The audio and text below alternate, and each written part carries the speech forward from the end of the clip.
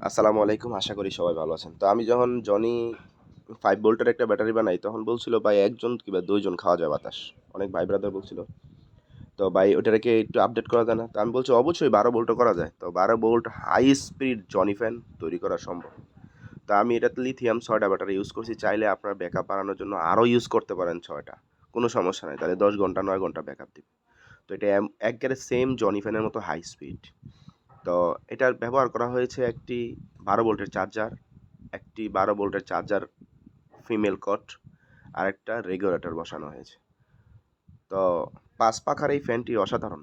আপনারা নিজের চোখেই দেখুন স্পিডটা। কারো যদি লাগে অবশ্যই যোগাযোগ করবেন, সমস্যা নাই। আর ভিডিওটা সবাই বেশি বেশি করে শেয়ার করবেন।